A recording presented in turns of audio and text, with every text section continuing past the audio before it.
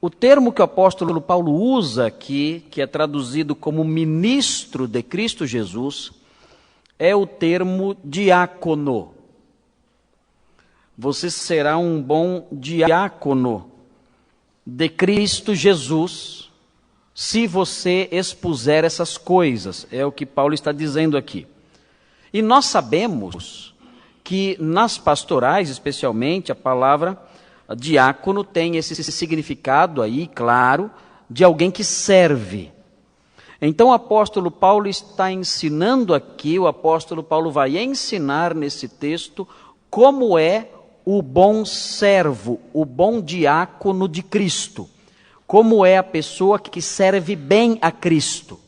E ele tem em mente especialmente o trabalho pastoral. Então, há um sentido, olhando para o texto, há um sentido em que o pastor é um diácono. O pastor é um diácono na medida que ele serve também. Ele serve os irmãos e especialmente serve a Cristo. O pastor diaconiza também. O pastor realiza uma obra diaconal também. E se ele quiser ser um bom diácono na função diaconal específica, na função diaconal pastoral que Deus lhe deu, ele deve se preocupar com o texto que nós acabamos de ler. Porque esse texto mostra os deveres de um bom ministro, de um bom diácono pastor. Esse texto mostra os deveres do pastor diácono, do pastor que não só ocupa um cargo de liderança na igreja, mas é o pastor que serve a Cristo. O pastor que serve a Cristo tem que se desincumbir dos deveres que estão consubstanciados nesses 3 versículos que acabamos de ler. Então, muitas vezes eu me pergunto se eu sou um bom pastor. Mas nós não podemos avaliar isso, eu não posso avaliar se eu sou um bom pastor à luz da opinião, da mera opinião das pessoas. É claro que a opinião das pessoas é importante, é lógico. É claro que a opinião das pessoas nós devemos levar em conta. Se alguém nos procura e fala, pastor, o pastor tem falhado nisto ou naquilo, é evidente que o pastor deve abrir seus ouvidos, deve escutar, deve atender, deve avaliar aquela análise que lhe foi apresentada, daquela crítica que lhe foi apresentada, e deve emendar a sua vida dentro daquilo que a palavra de Deus ensina. Mas não é somente a perspectiva das pessoas que deve ter espaço na avaliação que o pastor faz do seu trabalho. Deve ocupar um espaço maior e primordial na avaliação do seu trabalho aquilo que a palavra de Deus nos diz. O que a palavra de Deus diz que o pastor deve ser. Como o pastor deve realizar o seu trabalho. Como o pastor pode ser um servo de Cristo, um diácono de Cristo e ser um bom diácono de Cristo. Um bom servo de Cristo, independentemente, muitas vezes, de agradar as pessoas. Nós temos vivido dias terríveis de crise, porque grande parte de homens de Deus, homens que foram chamados para o ministério, estão preocupados em realizar um bom ministério sob a ótica humana meramente. Como eu posso ser um bom ministro à luz dos olhos das pessoas? Como eu posso agradar as pessoas, elas olharem para mim e dizerem assim, esse pastor é bom. Esse aí, estou com ele. Essa tem sido uma preocupação. Não é uma preocupação que devemos jogar pela janela. É claro que nós devemos nos preocupar em servir o povo de Deus. Mas primordialmente está o padrão que Deus estabeleceu na sua palavra. Então, antes de ouvir os irmãos, antes de ouvir as opiniões pessoais dos irmãos, é preciso que o pastor olhe o que a Sagrada Escritura diz sobre o bom ministro.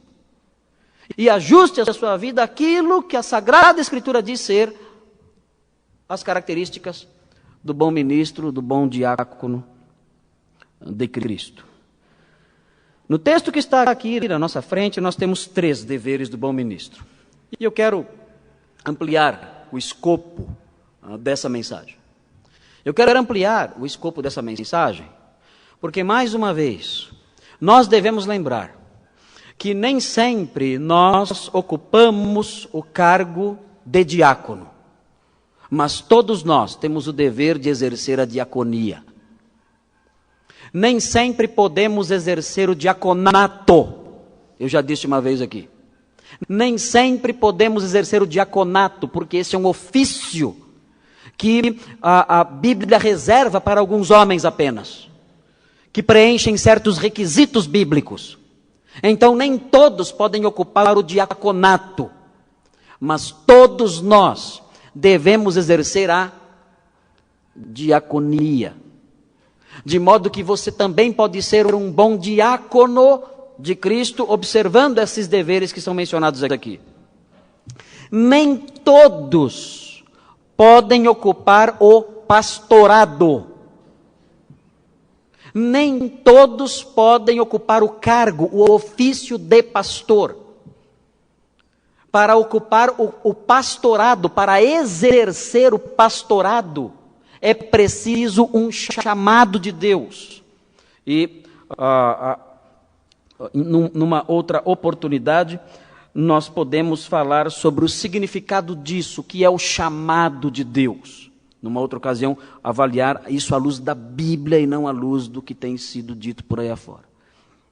O que é o chamado de Deus? Para ocupar o pastorado, é necessário ter o chamado de Deus. E não somente isso. Além de ter o chamado de Deus para ocupar o pastorado, é necessário preencher certos requisitos que a palavra de Deus enumera. Então, nem todos os crentes, infelizmente, nem todos os crentes preenchem esses requisitos. Logo, nem todos os crentes podem ocupar o pastorado. Mas todos os crentes, sem exceção, homens, mulheres, jovens, velhos, todos devem exercer o pastoreio. Todos. Nem todos podem ocupar o cargo. Nem todos podem exercer o pastorado, a função, o ofício. Mas todos devem exercer o pastoreio, o cuidado com seu irmão, o visitá-lo, o admoestá-lo, o alertá-lo, o alimentá-lo, o acalentá-lo, o orar por ele, o cuidar dele, o vigiar pela vida dele. O pastorado para alguns, o pastoreio para todos nós. Então, olhando para esse texto, nós podemos ver como deve agir o bom ministro. Paulo tinha em mente o pastorado. Paulo tinha em mente, num primeiro plano, o cargo de pastor, o ofício de pastor. Mas nós cremos que a palavra de Deus, ela se estende ao povo dele. De modo que nós vamos aplicar esse texto não só ao pastor, ao que exerce o cargo de pastor, mas a todos os crentes, já que todos os crentes têm o dever de pastorear o seu irmão. Quais são os deveres que nós encontramos aqui? São 3, os irmãos vão observar. O primeiro deles está no versículo 6. Veja aí qual é o dever do bom pastor. Se eu quiser ser um bom pastor, como eu devo agir? Se você quiser pastorear o rebanho de Deus, como membro desse rebanho, quiser exercer o pastoreio desse rebanho, veja o que você tem que fazer. Diz assim o versículo 6, observe a análise do versículo. Expondo estas coisas aos irmãos, serás bom ministro de Jesus Cristo. Para sabermos qual é o primeiro dever, é necessário que nós identifiquemos o significado de estas coisas. O texto fala, expondo estas coisas, serás bom ministro de Cristo Jesus. E o que são estas coisas? Nós, na semana passada, estudamos o que são essas coisas. Essas coisas de que Paulo fala são doutrinas falsas. Falsos mestres. O apóstolo Paulo diz, olha, existem homens que estão ensinando mentiras. Existem homens que estão ensinando que para ser santo, a pessoa não deve se casar. Existem homens que estão ensinando que para ser santo, a pessoa deve se abster de alguns alimentos. Deve se abster de certos tipos de carne. E Deus revela em sua palavra que tudo é bom. Ou seja, Essas doutrinas são falsas, esses mestres são falsos. Se você alertar os irmãos acerca do perigo desses homens e dessas doutrinas, você será um bom ministro. Então, qual é o dever, o primeiro dever do ministro? Ele deve alertar os irmãos acerca dos perigos. Como eu posso ser um bom pastor? Como você pode exercer um trabalho de pastorear os seus irmãos, mesmo sem ocupar o cargo de pastor? Alertando seus irmãos acerca dos perigos doutrinários, dos perigos dos falsos mestres que cercam constantemente as ovelhas de Cristo. As ovelhas de Cristo sempre estão debaixo de perigo, sempre, constantemente. Cada irmão seu que está aqui, cada irmão seu sentado aí ao seu lado, à sua frente, atrás de você, está sendo ameaçado. E está sendo ameaçado com mentiras. Há pessoas ao redor deles. Há amigos deles. Há parentes deles.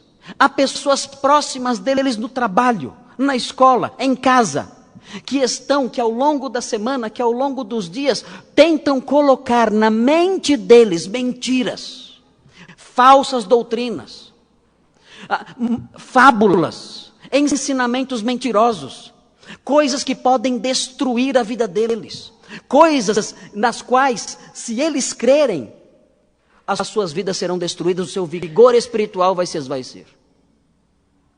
O apóstolo Paulo ensina que nós devemos estar constantemente alertas, porque os falsos mestres e as falsas doutrinas não se calam, eles não param, eles estão constantemente ao nosso redor, até no nosso meio, até dentro da igreja surgem perigos, surgem pessoas ameaçando a verdade com as falsas doutrinas. O apóstolo Paulo, como bom ministro que era, ele alertava as pessoas acerca disso. Ele dizia, olha, cuidado, porque a mentira está solta neste mundo presente. E os falsos mestres não cessam de trabalhar.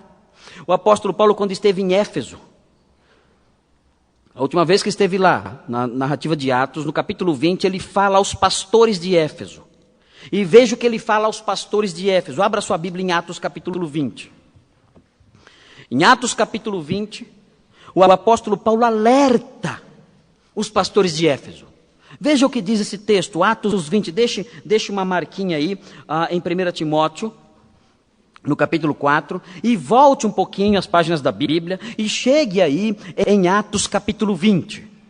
E veja o que diz o apóstolo Paulo nos versículos 29, 30 e 31.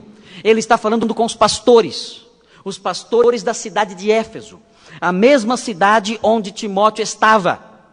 E ele alerta aqueles pastores. Veja o que ele diz aqui. Ele diz assim, Atos 20, 29 a 31. Ele diz, eu sei que depois da minha partida, entre vós penetrarão lobos vorazes, que não pouparão o rebanho.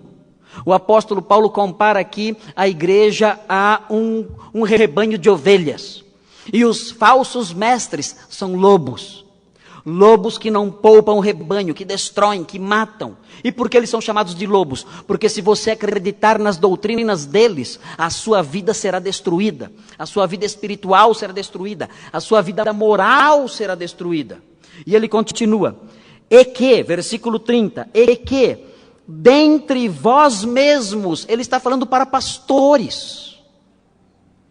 Ele diz, dentre vós mesmos, no meio de vocês, pastores, se levantarão homens, falando coisas pervertidas, para arrastar os discípulos atrás deles. O perigo não está só lá fora. O perigo está dentro do meio evangélico. O perigo não está só nas seitas que nós conhecemos ao redor.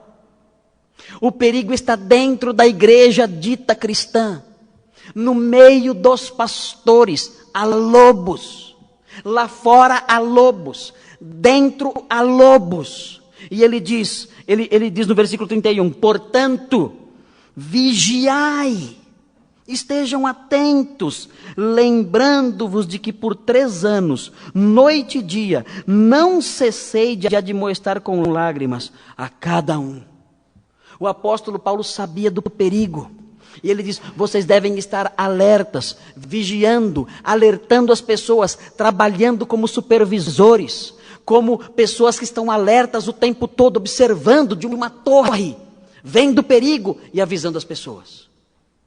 Você quer ser um bom ministro? Você deve fazer isso. Você quer ser um bom servo de Cristo? Não é só o pastor que tem que fazer isso.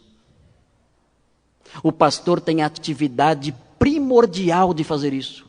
É sobre ele que pesa primordialmente esse dever. Mas esse dever cabe a você também. Você também deve exercer o pastoreio. Você deve alertar o seu irmão que está sendo atraído pelo canto da sereia da mentira.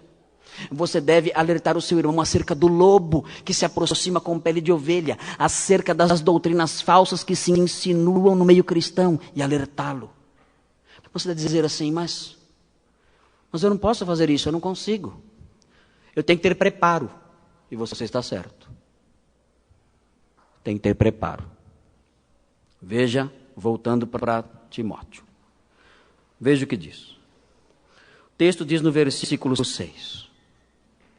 Expondo estas coisas aos irmãos, e é aos irmãos que você deve fazer isso, especialmente, serás bom ministro de Cristo Jesus. Agora veja a condição. Alimentado com as palavras da fé e da boa doutrina que tem seguido. Se você não se alimenta das palavras da fé e da boa doutrina, sinto muito. Não há como você defender ninguém. Como você pode tentar ajudar alguém que está fraco, se você não se alimenta e é fraco também? Como você pode ajudar a pessoa a fugir do lobo, se você não tem forças nas pernas para correr e nem consegue com seus olhos fracos enxergar e saber a diferença entre um lobo e outro bicho? É necessário que você conheça a palavra de Deus. O Senhor Jesus Cristo fala que a palavra de Deus de fato é um alimento. Paulo fala que você tem que se alimentar da palavra de Deus. O bom ministro é alguém que se alimenta da palavra de Deus.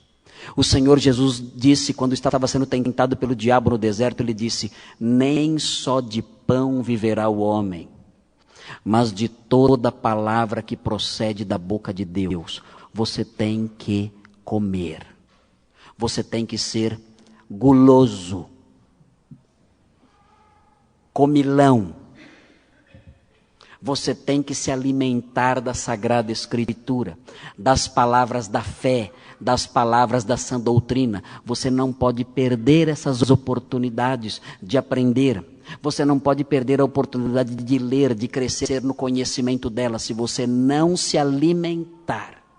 Se você não comer das palavras de fé e da sã doutrina, se você não fizer isso, você não poderá nunca ser um bom ministro. É aterrador. O Franklin Ferreira, quando esteve entre nós, ele disse que 80% dos pastores que participaram de uma pesquisa para uma revista, 80% dos pastores nunca tinham lido a Bíblia inteira. Pastores. Nunca tinham lido a Bíblia toda. Meus irmãos, como um homem desse, que não se alimenta, pode ser um bom ministro que alerta acerca do erro, que alerta acerca do perigo? É impossível. Você tem que estar bem para socorrer o outro. Quando nós entramos num avião, geralmente existe um ritual antes de levantar voo. É um ritual monótono, de uma moça que fica no corredor, fazendo alguns gestos. Ninguém liga para ela. Mas o que ela fala ali são coisas interessantes, o que ela ensina ali são coisas interessantes. Uma das coisas que a moça fala, ou que ela tenta expressar com seus gestos, enquanto uma vozinha gravada vai falando, é que, em caso de despressurização da cabine, alguma coisa assim, máscaras de oxigênio vão cair na sua frente. Então, se isso acontecer, não adianta mais nada. É só você orar a Deus e falar, Senhor, socorro. Mas eles não falam isso. Né? Eles não falam isso. Né? Se algum dia acontecer isso com você, ore a Deus que o avião está caindo. Né? Mas eles dão alguns conselhos. Eles falam o seguinte: se você estiver com uma criança, você primeiro cuide de você. Primeiro coloque a máscara em você e depois coloque na criança. Por quê? Que absurdo. Criança em primeiro lugar. Que absurdo. Onde já se viu isso? Você cuida primeiro de você, a coitadinha lá morrendo sem ar. Por que eles dizem isso? Eles dizem isso porque se você estiver fraco e desmaiar, você não poderá socorrer a criança. Você tem que cuidar de você primeiro. Porque se você não cuidar de você primeiro, se você não puder respirar, se você desmaiar de fraqueza, de falta de ar, você não poderá socorrer aquela criança que está do seu lado. Assim é na vida espiritual, meus irmãos. Se você percebe que o ar da verdade se esvai, você deve respirar a verdade da palavra de Deus e cuidar de si. Ele deve se recuperar e se fortalecer para então, tendo forças, poder alertar os outros e socorrer os outros. Mas muitas pessoas não têm feito isso. E quando o ar da verdade se torna rarefeito, quando o gás venenoso da mentira vem, além de desmaiarem e enfraquecerem, também não são capazes de socorrer aqueles que estão morrendo com a falta do ar da verdade. O apóstolo Paulo ensina, o apóstolo Paulo diz: se você quiser ser um bom ministro, se você quiser ser um bom diácono de Cristo, servindo a Cristo de verdade, você deve se alimentar da verdade. E alimentando-se da verdade, você então deve alertar os demais irmãos sobre os perigos que há ao redor. Eu não sei como você é como crente, mas, meus irmãos, todos nós temos que ter utilidade no reino. Todos nós temos que ser úteis no reino de Deus. Muitos de nós só queremos ser servidos. Só ser servidos. O Senhor Jesus Cristo disse para Pedro: Pedro, tu me amas? Pedro respondeu: sim, Senhor, tu sabes que eu te amo. Jesus respondeu: Pedro, se você me ama, coloque a máscara nas minhas ovelhas. Se você me ama, cuide das minhas ovelhas. Se você me ama, apacente as minhas ovelhas. Porque o amor a Jesus não é amor só de boca. O amor a Jesus não é amor só de palavras. O amor a Jesus não é um amor só de lágrimas e de emoções que nós sentimos quando cantamos um hino. Não. O amor a Jesus é um amor de mãos. É um amor que estende a mão para o outro, que socorre o outro, que admoesta o outro, que corrige o outro, que alerta o outro, que socorre do perigo. E se você quer ser um crente útil, um diácono de Cristo, bom diácono de Cristo, você deve apacentar as ovelhas, protegê-las, guardá-las, socorrê-las, alertá-las, evitar que o perigo as arrebate. Todos devem fazer isso. Você deve ser um diácono de Cristo. Mas há um segundo dever. Está no versículo 7. O versículo 7 mostra o outro dever. Veja o que diz. Mas rejeita as fábulas profanas e de velhas caducas. Essa tradução é um pouco engraçada, né? Mas ela está certa. É isso mesmo. Algumas traduções dizem rejeita fábulas profanas e tolas. Abrando um pouquinho para não falar mal das velhinhas caducas. Mas na verdade a tradução está certa aqui. Rejeita as fábulas profanas e de velhas caducas. É isso mesmo. O segundo dever que nós aprendemos aqui, olhando o versículo 7, é rejeitar doutrinas vãs. Rejeitar doutrinas vãs.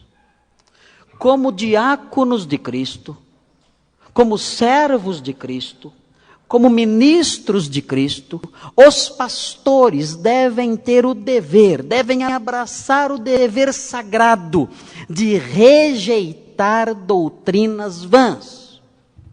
Eles não podem propagá-las, eles não podem ensiná-las, não podem abraçá-las, eles devem rejeitá-las. E todos os diáconos de Cristo devem rejeitar doutrinas vãs. O texto que está diante de nós, o versículo 7, qualifica as doutrinas vãs. Veja como ele qualifica. Primeiro, ele as chama de fábulas. O que são fábulas? Fábulas são histórias. Histórias fictícias. Isso são fábulas. Nós, quando éramos pequenos, ouvíamos fábulas. As doutrinas falsas, elas têm essas histórias. Histórias fictícias. Contam histórias fictícias. Aqui no Brasil as pessoas vão até Aparecida e mandam beijos, e abraçam, e fazem promessas, porque acreditam numa história fictícia. Acreditam que uma pedra que foi encontrada num rio é sagrada. E vestiram essa pedra. E servem essa pedra, e construíram uma catedral para esta pedra. E caminham até lá, até o local onde está o templo desta pedra.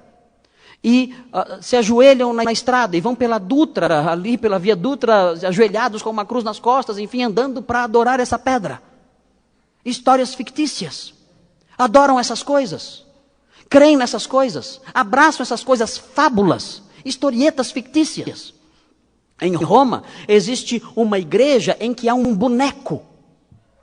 Um boneco, uma dessas, como essas bonecas que as crianças têm em casa, aqueles bonecões que parecem um bebezão meio mole, meio bobo.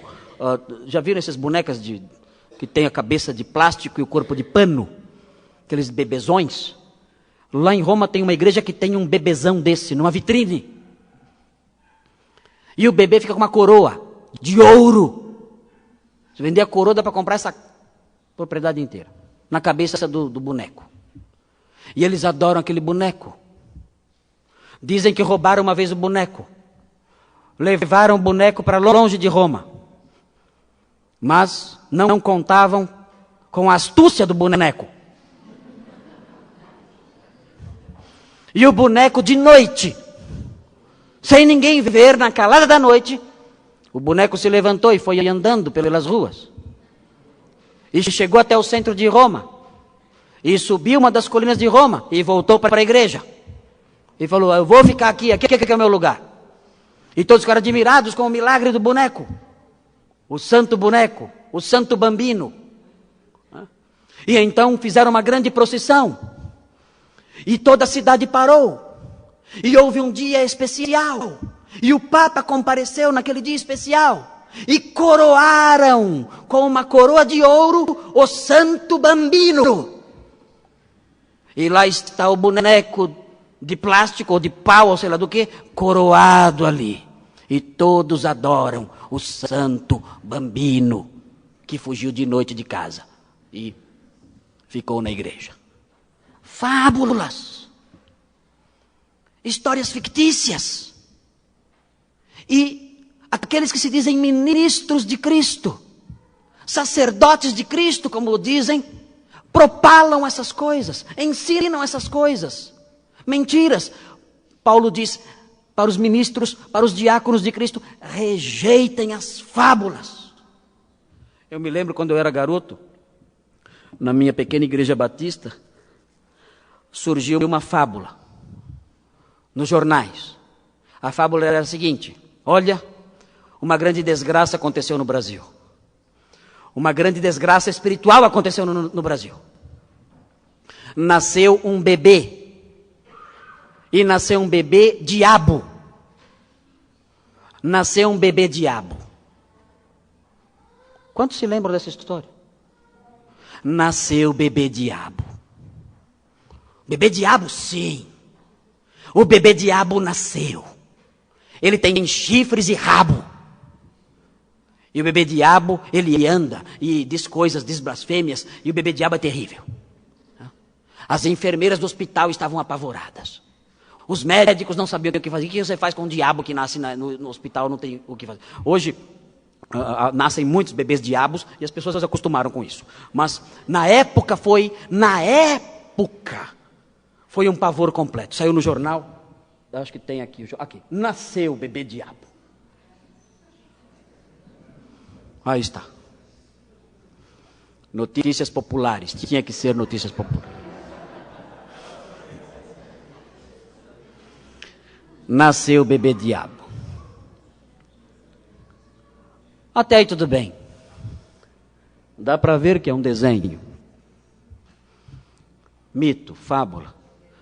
Mas o que mais me impressionou, eu era criança, eu não acreditava nisso. Meu avô dizia para mim: Marcos, tudo isso é mentira. Inventaram isso para vender jornais. Então fui preparado pelo meu avô para não acreditar nisso. Mas o que me assustou foi o dia que o pastor subiu no púlpito. Eu não esqueço aquela noite. O pastor Batista subiu no púlpito. Ele disse: irmãos, estamos nos últimos tempos. Um diabo nasceu. E é brasileiro.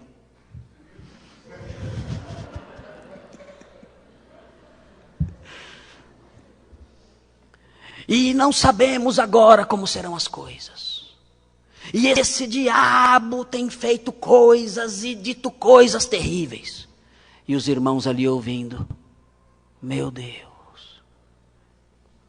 Pastor abraçando fábulas, histórias fictícias, tolices. O diácono de Cristo não deve seguir essas coisas.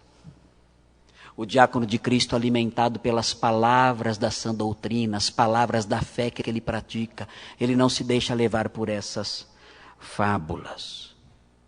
Se os irmãos olharem, pode tirar o bebê diabo daí já? O bebê diabo já cresceu e já é grande, acho que é até membro aqui, não sei. Era só um menininho que tinha um problema. Eu li uma reportagem, na verdade eu dei uma olhadinha na internet sobre o bebê diabo, e a história verdadeira do bebê diabo, se é que existe alguma verdade nessa história, é que esse menino, era um menininho que nasceu mesmo, um bebezinho que nasceu, ele tinha uma deformidade aqui, uma deformidadezinha aqui, e disseram que era chifre. E a partir daí a coisa cresceu, tomou vulto, e como vendia muito jornal, não pararam de alimentar essas coisas. É coisa de jornalista, viu, Amorim? É terrível. Eles que são os culpados por essas coisas aí.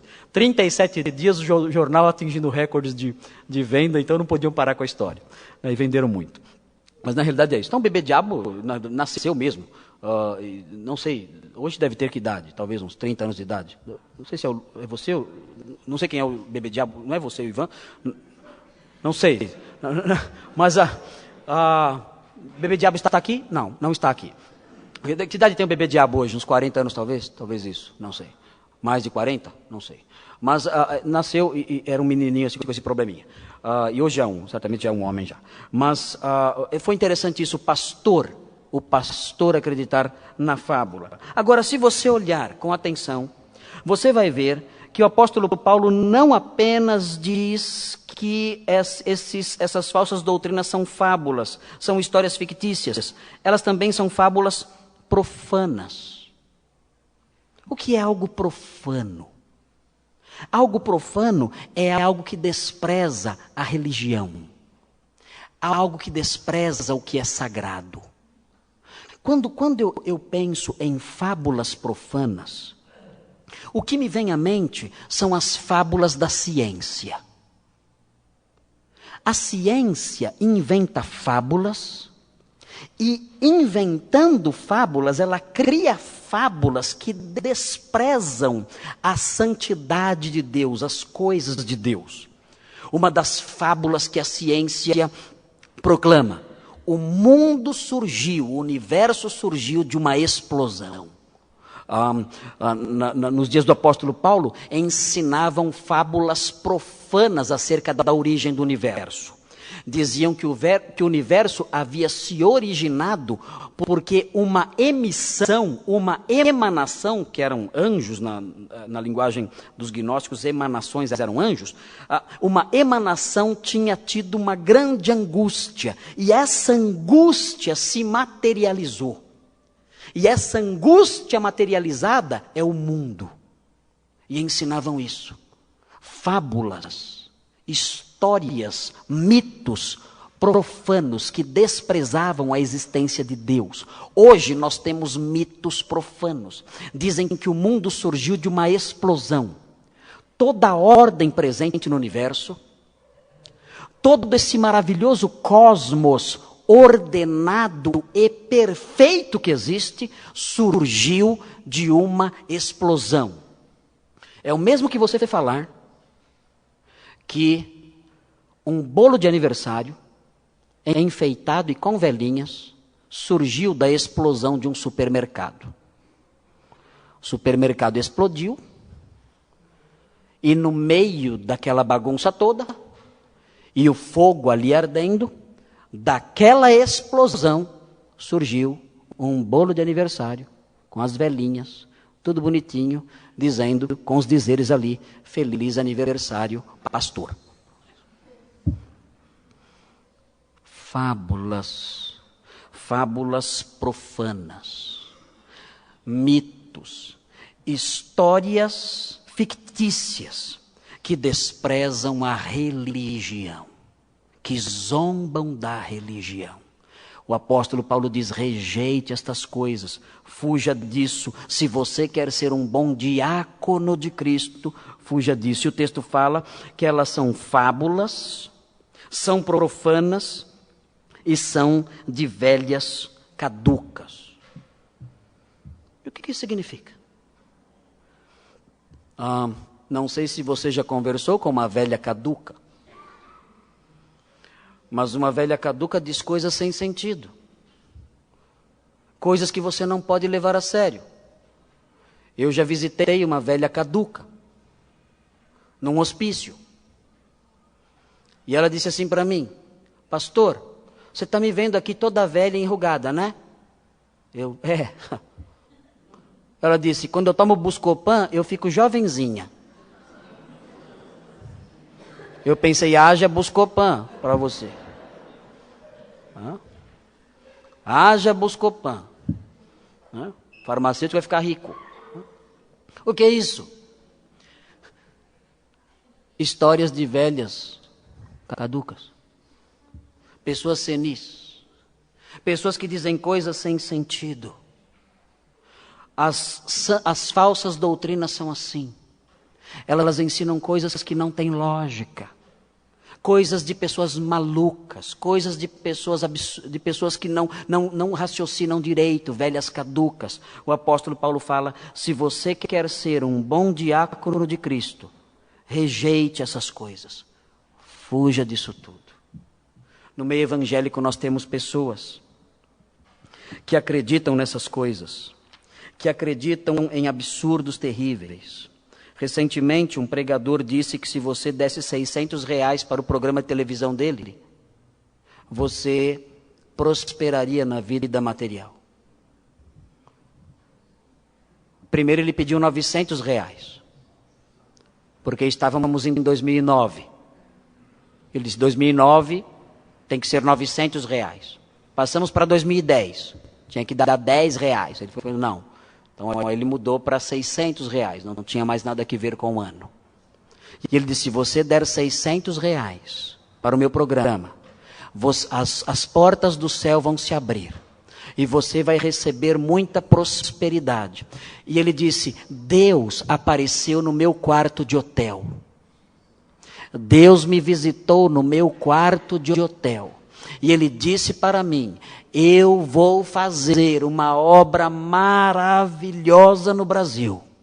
E as pessoas que derem R$600 para essa obra vão prosperar como nunca em toda a história do mundo. Velhas, caducas. Rejeite essas coisas. Se você quer ser bom diácono de Cristo, rejeite essas coisas. E ao terceiro dever. O terceiro dever está no versículo 7, no finalzinho. O texto diz assim, exercita-te pessoalmente na piedade. O versículo 8 continua desenvolvendo essa ideia. Exercita-te pessoalmente na piedade. O que é a piedade? A piedade é a reverência. Isso é piedade, reverência, religiosidade. O bom ministro de Cristo, o pastor de Cristo, o diácono de Cristo, o servo de Cristo, deve se exercitar nos atos de reverência. Ele deve se exercitar nos atos da religião. Quais são os atos da religião nos quais ele deve se exercitar? Quais são os exercícios que ele deve realizar como ministro de Cristo? Na época da Reforma Protestante surgiu um teólogo que fundou a Ordem dos Jesuítas. O nome dele era Inácio de Loyola. A foto dele está aqui também. Ele é bem diferente do bebê diabo. Não, esse não. Ok, esse é Inácio de Loyola. É o fundador da Ordem dos Jesuítas, a maior ordem do mundo. Inácio de Loyola escreveu um livro chamado Exercícios Espirituais. E ele ensinava você a crescer espiritualmente através da prática de exercícios espirituais. E como eram os exercícios espirituais? Você tinha que mentalizar as coisas. Você tinha que ler uma história do Evangelho. E você tinha que imaginar aquela história e você dentro daquela história. Então você imaginava, por exemplo, o presépio em Belém.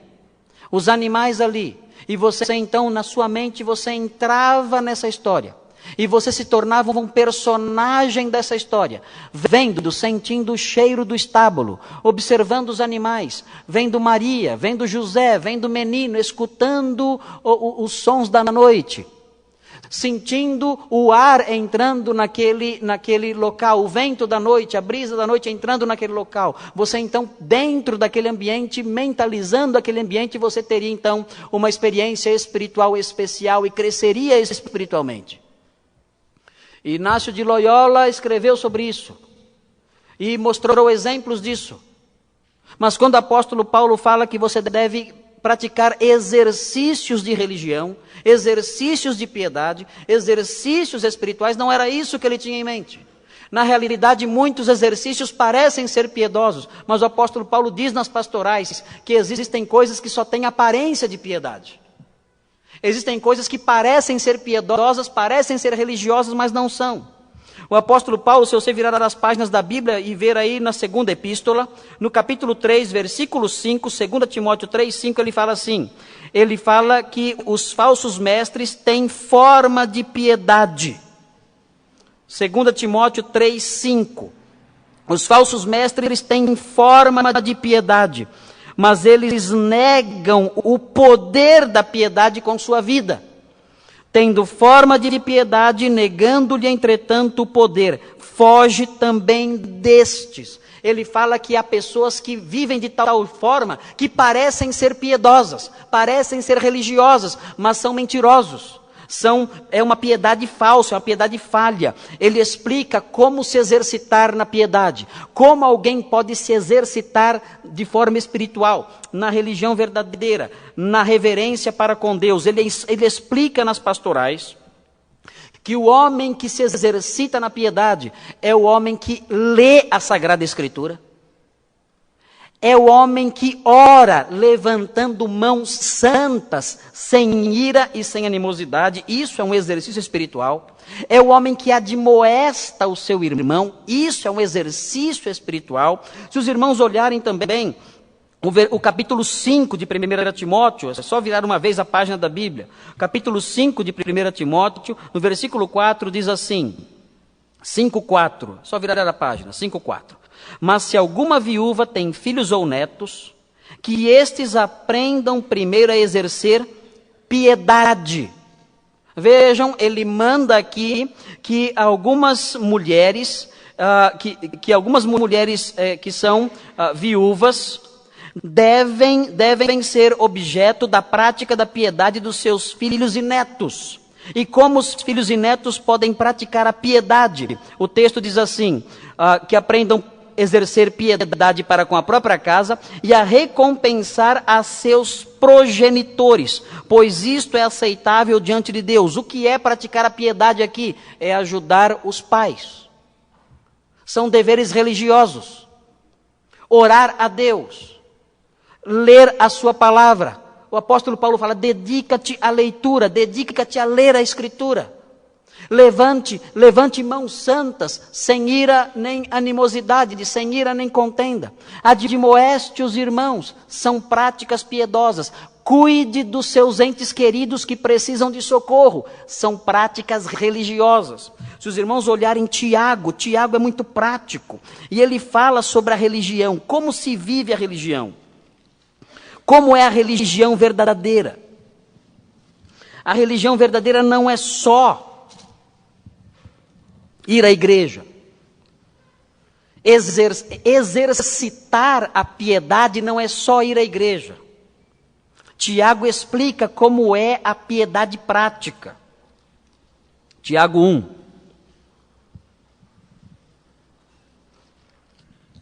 – 26 e 27. Veja o que diz Tiago 1, 26 e 27. Se alguém supõe ser religioso ou piedoso, ser piedoso e ser religioso é a mesma coisa. Piedade é a prática da religião. Se alguém supõe ser piedoso, deixando de refrear a língua, antes enganando o próprio coração, a sua religião é vã. Como é que eu me exercito na piedade? Refreando a minha língua. Exercita-te na piedade. Refreie a própria língua. Versículo 27. A religião pura e sem mácula para com o nosso Deus e Pai é esta: visitar os órfãos e as viúvas nas suas tribulações, e a si mesmo guardar-se incontaminado do mundo. Como eu posso exercitar a minha religião? O texto explica: guarde a sua língua, refreie a sua língua, visite órfãos e viúvas, pessoas necessitadas, e mantenha-se incontaminado do mundo. Isso é exercitar-se na piedade. É algo prático. E o bom ministro de Cristo deve fazer estas coisas. O pastor deve ser assim. O pastor deve se exercitar na piedade. O pastor deve orar a Deus, como ensina Paulo em Timóteo, levantando mãos santas, sem ira e sem contenda. O pastor deve se dedicar à leitura da Escritura. Ele deve fazer isso, é um exercício de piedade. O pastor deve admoestar os irmãos, é um exercício de piedade. O pastor deve guardar a sua língua, guardar a sua boca, refrear a sua língua do mal. Isso é ser verdadeiramente religioso. O pastor deve visitar órfãos e viúvas nas suas tribulações. Ele deve fazer isso. Ele não pode se manter na sua torre de marfim, dentro do seu gabinete, trancado lá dentro. Ele tem que visitar órfãos e viúvas nas suas necessidades. Isso é exercitar-se na piedade. Ele deve cuidar dos seus entes queridos que precisam dele, e isso é exercitar-se na piedade. Ele deve se manter incontaminado do mundo. Ele deve se guardar das contaminações do mundo. Isso é exercitar-se na piedade. É assim que ele deve agir. O texto diz no versículo 8, o exercício físico para pouco é proveitoso. Serve para alguma coisa, mas é secundário. Eu preciso fazer exercício físico. Os médicos já me deram muitas broncas, eu não faço nada. Mas Paulo fala, faça, tudo bem. Mas em primeiro lugar, exercite-se na piedade. O mundo em que nós vivemos inverteu isso. Em primeiro lugar, o exercício físico, depois o exercício da piedade. As pessoas gastam dinheiro e tempo na academia para ter o músculo forte, para ter o braço forte, mas não gastam 1 hora no mês exercitando-se na piedade. As mulheres gastam o que têm e o que não têm para se exercitarem e terem um corpo bonito, uma forma bonita, mas não gastam 1 hora se exercitando na piedade. Cancelamos compromissos para ir à academia, pagamos para suar na academia, não cancelamos compromissos para ir à igreja. Não contribuímos em nada com a igreja. Invertemos as coisas. Mudamos tudo. O apóstolo Paulo fala, quer ser um bom diácono de Cristo. Exercite-se na piedade. O exercício físico é secundário. É bom, mas está em segundo lugar. Seus efeitos são temporários. A piedade não. A piedade tem efeitos perenes. A piedade é útil para o presente e para o futuro. Porque o apóstolo Paulo fala, no versículo 8, que a piedade é útil para o presente. Por quê? O apóstolo Paulo diz que a piedade é útil para o presente. Porque a pessoa que vive em piedade tem uma promessa no presente. Que promessa alguém tem no presente se viver de forma piedosa? Se nós vivermos de forma piedosa, como servos de Cristo, o Senhor ensina que a nossa vida será uma vida diferente da vida atribulada, que é vivida por aqueles que são impiedosos. Veja, estamos concluindo, veja o que diz o livro de Provérbios. O livro de Provérbios fala do homem piedoso.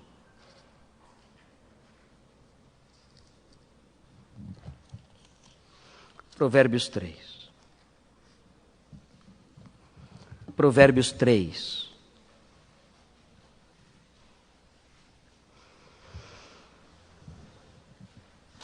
Paulo fala, a piedade tem a promessa da vida presente e da vida futura.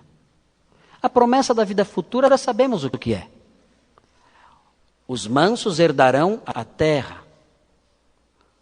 Os que creem no Senhor herdarão o novo céu e a nova terra. Os piedosos herdarão essas coisas futuras. Mas o que os piedosos herdam no presente? Por que Paulo fala que a piedade tem uma herança presente? Talvez o apóstolo Paulo estivesse se lembrando de Provérbios 3. Veja o que diz Provérbios 3. Filho meu, não te esqueças dos meus ensinos, e o teu coração guarde os meus mandamentos, porque eles aumentarão os teus dias e te acrescentarão anos de vida e paz. A piedade com uma promessa presente. Continue a leitura. Não te desamparem a benignidade e a fidelidade. Ata-as ao pescoço, escreve-as na tábua do teu coração, e acharás graça e boa compreensão diante de Deus e dos homens. Confia no Senhor de todo o teu coração, e não te estribes no teu próprio entendimento. Reconhece-o em todos os teus caminhos, e ele endireitará as tuas veredas. Não seja sábio aos teus próprios olhos, teme ao Senhor e aparta-te do mal. Seja piedoso, é o que ele está dizendo. Versículo 8. Será isto saúde para o teu corpo e refrigério para os teus ossos. Honra o Senhor com os teus bens, é a piedade, e com as primícias de toda a tua renda, é a piedade isso. E se encherão fartamente os teus celeiros, e transbordarão de vinho os teus lagares. É a promessa para a vida presente, dirigida ao homem piedoso. Obedeça aos meus mandamentos, e você terá paz na presente vida.